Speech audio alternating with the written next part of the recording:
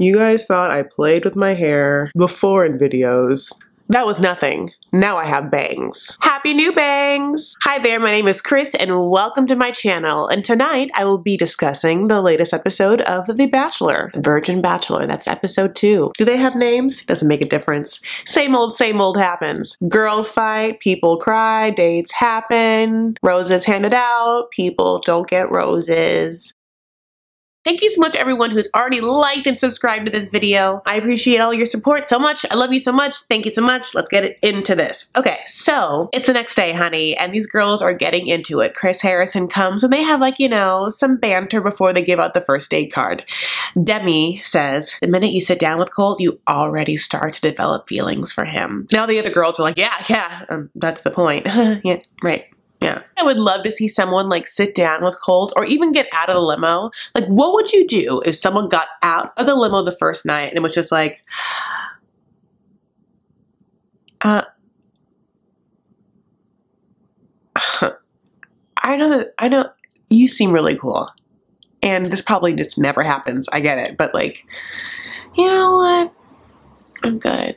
I'm just gonna like, you're great and you're gonna have like your hands full with these ones, especially the ones I came over with, but I'm just gonna like, get back in that limo and I'm just gonna call it a night. Good luck with the, okay, bye. Always just like the minute I sat down, I started to have feelings and those feelings grew. Every moment we're together, which wasn't a lot of moments, but they grew because it's an enclosed setting and you know, it's just like a microscopic, it's like under a petri dish. And so like, you know, things are magnified. It's a microscope, you know, magnification. So, and Demi's going to take the role that Catherine tried to like set up for the first episode. Catherine came in and was like, I'm a really overconfident blonde who's just going to like ruffle some feathers because I didn't come here to make friends. I came here for one thing and that's Colton. I'm going to get him. And then Demi sat back that night, watched what Catherine did and was like, So the second episode, Demi just like, I'm the blonde that's like gonna get him. I'm not here to make friends. I'll do whatever it takes to like, literally I'll kill you all and just like step on your bloody bodies to get to my Colton. Like, and now I'm just like, well, who's next? Chris Harrison looks at Hannah and he's like, you have a target on your back. First impression rose. And Hannah's like, what? Me? No. You know, I love it. Then the first group date happens. It's like 8 girls and oh my God, they take them to a storytelling show. Now, just so you know, I've done so many storytelling shows. It's like a thing, a comedy thing. I love it. I'm like, oh my God. Anyway, in this situation, it's Megan Mullally and her husband, Nick Offerman, who are in the theater scene a lot in LA. And they're going to teach them how to tell a story. I'm sure they did a better job and like the editing was bad, which is just like a beginning, middle, and end. Oh, and the topic is significant firsts, because if ABC isn't mentioning Colton's virginity like on the dot every minute, like they think we're gonna forget and we're gonna be like, what's this blonde guy doing here? Why is he special? Some of the girls are like, oh, I love Nick and Megan, like in their shows, Parks and Rec and Will and Grace. These girls don't know Will and Grace is what I'm trying to say. They weren't there for the first Will and Grace. They don't know Will and Grace. I don't know her. Tracy, aka Alyssa Edwards, is there. She's wearing a hat, honey. I think it's a good choice. I realized Hannah, not Hannah B, but Hannah that got the first impression rose, kind of reminds me of Olivia Newton-John. Like she gives me full Olivia Newton-John in Grease. And it's kind of like she's pre and post the makeover of Sandra D in Grease, where she's kind of like hot, but also very virginal and also very innocent looking with those bright eyes that look like they've like only seen baby deers their whole lives.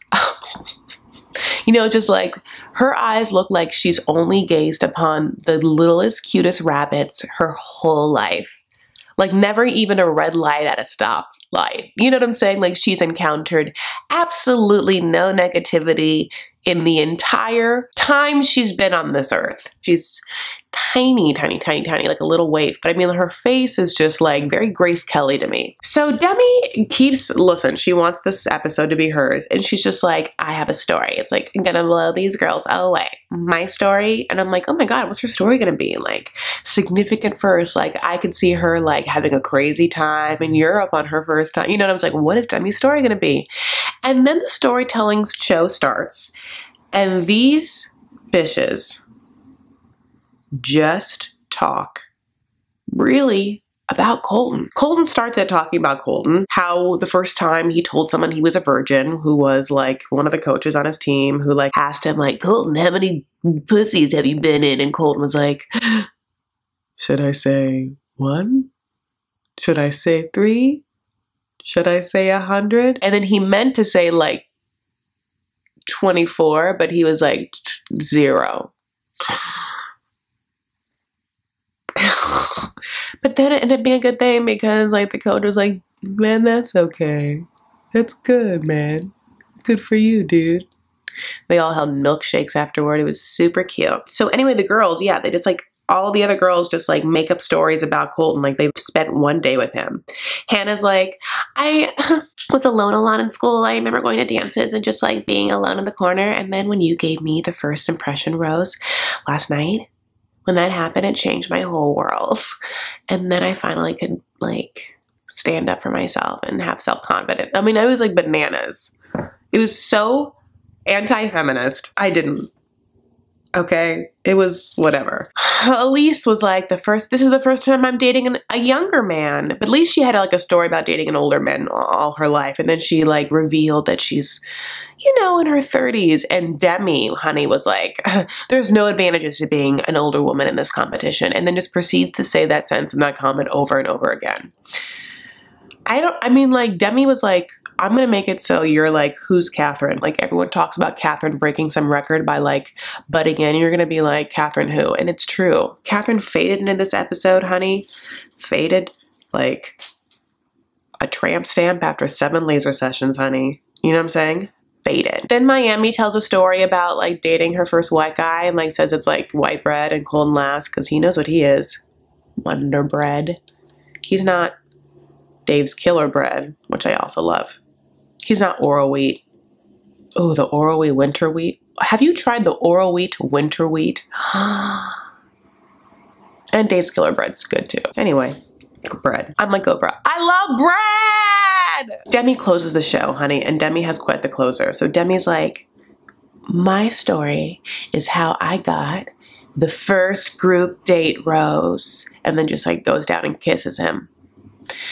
This ruffles a lot of the girls' feathers, Tracy being one of them, who finds it disrespectful, weird, inappropriate.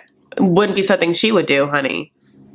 That's not how you want your first kiss to be, like in front of everyone when like you force them to do it. Back at the mansion, the girls get the OneonOne Date card, and it's gonna go to Hannah B, Roll Tide Hannah, Bama Hannah, Hannah from the Bama, which also is coincidentally her birthday, and she is over the moon. Really excited about it. So then we go back to the date, the group date. Now, the group dates later on in the evening portion happens at the City Club in downtown LA, which has a really gorgeous rooftop view. So now Colton's talking to the girls and he's like, this was really fun, this storytelling show. So excited to have more fun times. And Tracy's like, I gotta pull him aside. I gotta talk to him. I gotta be the first one to talk to him. And as they're all thinking about talking to him, he closes his mouth, and then Demi's like, do you wanna go talk? And then they talk shit about Demi for stealing him. And it's like, girl, just do it. Don't wait for him to even finish. Just like start touching his hand. Like if I wanted to get his attention, he'd be like, blah, blah, blah, blah, blah, blah. I would just be like, I'd like start touching his hand. Like, yeah. And I make it very known I'm grabbing him first. And the minute his mouth closed, like, hi, do you want to go ahead and take some time to talk a little bit? I mean, that's how I would do it. And that's how these bangs would do it. So Demi and him go chit chat, they kiss again, then Demi comes and sits down, and the girls like ask her like questions like, well, what did he say about your story? And she's like, duh, he loved it. Ended with me kissing him. And the girls are like, yeah, but like, what did he say? Like, how did it make him feel? And he was like, like, he was excited that he was with someone that was like really confident and would like go for it. Is what happened. And we just had another great connection just now, so just don't worry about it. You know, when she comes back though, honey, she like gets the rose and is like, this is mine. Remember my story? I kissed him and probably this is mine. And she like dances with it and then puts it down, and you should see Tracy's face. It was as if she had touched like the like most impressive diamond in the world when someone had told her not to touch that diamond. Tracy was like, oh my God, oh my God. No, no, no, no, no, no, oh my God. She just like couldn't deal with Demi. She's a hard one to deal with, I get it. Then he has his time with Olivia Newton-John and he tells her she reminds him of home. Honey. Clue number 2. She gets the first impression rose, and episode 2 you're gonna have him say she reminds him of home. She'll be here till the end. She'll be here to the end, come on. And she would have to like literally be caught in a 3-way orgy between the producers for him to send her home. And even then he'd be like, well, if that's what women want, I mean, I don't know if I can please her. I'm a virgin, so he would like, she could talk him into it. Demi is like, he needs someone dominant, not like a submissive little bird that, you know, like straight up talking about Hannah. Then Catherine has her time with him and she's like, so weird and robotic. And I'm like, oh no, you're not fulfilling your promise. Catherine, you gotta like weird it up a little bit. If you're gonna be the weird one, then be weird. Like before you were just being the confident one and someone is now overconfidenting you. Find your place, Blondie. That's what you gotta do. Then Miami sits down with him and they talk about her autistic brother and his like cystic fibrosis, whatever family member, and they just like go back and forth about, you know, the trials and tribulations of disease and how impressed each of them are in them dealing with the disease of others. It's like how that conversation goes. I like Miami, I do, because just, you know, she's real. You know, she's like the only real one that I like her, and I think that she's smart. I want to see her like sex it up a tiny bit. Like I want to see her be like let down her hair, like figuratively, because her hair's always down, and like wear like a little like bold lip and like maybe just like individual fake eyelashes at the bottom, and just like have him take her on a one-on-one, and for her to really show him what it's about. Because I know she got that in her. Okay, now it's time for the one-on-one date with Hannah and Colton. And Hannah gets in that car, honey, and Hannah's like, oh my God, it's my birthday! Did you know my birthday? You knew my birthday, right? And Colton's like, oh, no, I didn't. And she's like, what? You didn't know it was my birthday? Really? And he's like, no. And I almost like don't believe him. The producers didn't tell him it was her birthday? Oh, that's what, come on. He could have just been like, yeah, girl, I wanted to celebrate with you. It was weird. That just became awkward. Like, okay.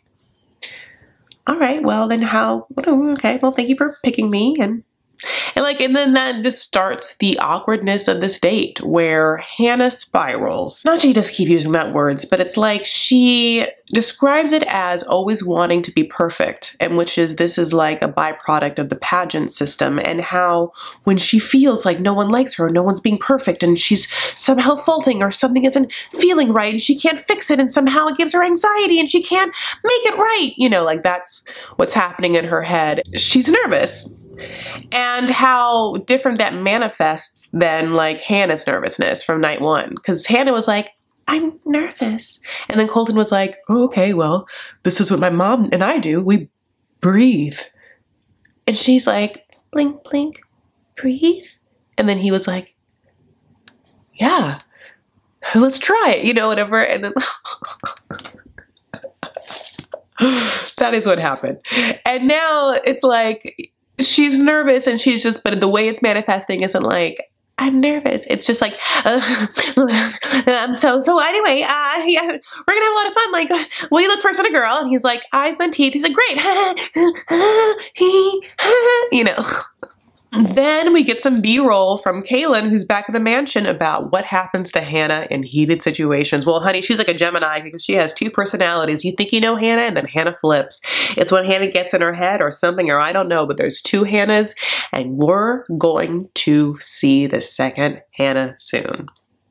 Back to the date, where Hannah is just like, I mean, really, just not being able to like even put 2 words together. They're laying out on a beach and he like toasts her for her birthday and he's like, say a toast. And she's like, this is like a perfume bottle. Pretend this is my like champagne. She's like, how? And he's like, literally just put up your glass and say, this is for blank. And she's like, it is her birthday, by the way. And she's on a date that's more magical than she's ever been on with someone that she should like. And like in a situation that she's probably never been in. And this girl is just like, okay, do I have to? And he's like, yes, now yes. So she's like, okay. 2 Roll Tide. Okay, like that is what she said. 2 Roll Tide. 2 Roll Tide or whatever. I don't even know. I don't get it, because don't pageant people have to like pick a card out of a fishbowl and then answer the question and it's like world peace or whatever? Like they have like 5, but don't they have to like have some sort of improvisation where they can talk on the spot? And I mean, like, this isn't even like, how do you feel about Trump? It's like, make a toast, any toast, and it's your birthday. You could be like, all right, I just want to give a toast to, I know they're not here, but my family, my mom and my dad who made me. Thank you so much for doing that. And Colton, thank you so much for asking me on this date and making me feel special on my birthday. Diggity done. Clink, clink, done. That's not what happens. Then they're like on a deck of a ship, and that doesn't work very well. Then they go to dinner, and she's just like, why are you a virgin? How come he has to keep answering this question? I almost feel like he should have written some sort of essay before this started, and all the girls should have gotten it. But he's like, I accidentally ended up like this. I don't know what you want to say. I was soups Christian, so I was not gonna have sex before marriage. And then I got like into football. And then I was like, just gonna focus on that. It was like bada bing, bada boom. Fast forward, I don't do football, but I'm still a virgin. So I just like can't like give it up. Now I have to like make it special. Or I'm gay, I'm not quite sure. So then we go on to the next group date. And the next group date happens at a sleepaway camp. And I'm talking like Sleepaway Camp. Did you watch that when you were young? I mean Sleepaway Camp. And I mean like horror movie Sleepaway Camp. I know you know what I'm talking about. Sleepaway Camp 1, 2, and 3, honey. There's 3 volumes of it. Look it up. It's horrifying. B movie, horror movie. It deals with the most bananas situations. It's like cult classics. Okay. This version is less fun, but it has Billy Eichner, you know, who's very good at screaming things. So that's what he's doing. He's just like screaming. So red team and a yellow team, honey, and they got to do 3 different courses, and whoever wins gets to sleep over, which sounds so naughty. But the red team wins, and guess what? They just all go to bed. Now here is a perfect situation for Catherine or Demi or someone, I mean those people aren't on the date, but someone of smartness to leave their bunk in the middle of the night and go cuddle with someone else underneath the stars. You would think the producers would have made that happen. Nope, that didn't happen. Now, I've been to camp many times. I used to go to a camp when I was really young that was like a Christian Orthodox camp. And you don't even want to know what happened at that camp. A lot of dirty shit. And you're telling me these grown-ass adults are at a camp and they just all go to bed?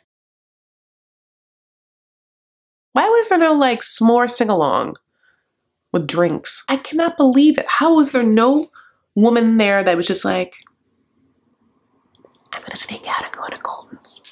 You know, like, what?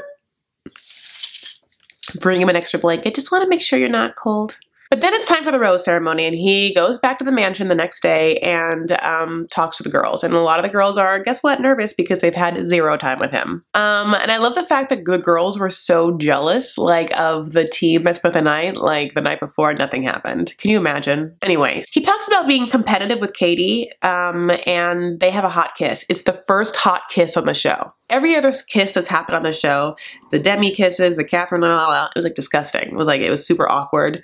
But this kiss with Katie actually looks like a real kiss where she enjoyed it. You know, maybe just take some kisses on camera to get warmed up. I wouldn't want to kiss on camera. Then we have the virgin that's never been kissed. I forgot her name. And she has her time with Colton. And she lets the cat out of the bag that she's never been kissed. And of course, is a virgin. And then he holds her hand. She looks like she's 2 years old. Like that has just been put into a female's body. You know, little gummy smile, you know, like so bashful. That stick blonde hair. Oh my God. Malibu, honey, Malibu. But her whole point was like, she's ready for a commitment even though she's never been kissed. She's ready for a kiss-miss-mint. Then like Sydney's there. Sydney was the NBA player. I forgot who she was. And when I saw her this episode, I literally was like, I don't know who that person is, but it's Sydney. And Sydney's nervous. And she should be. Courtney wants to show him who Courtney is, which is a full fireball. Okay, then Katie, I think, or Sydney, I forgot which one, is like talking and they're having a good conversation with Colton.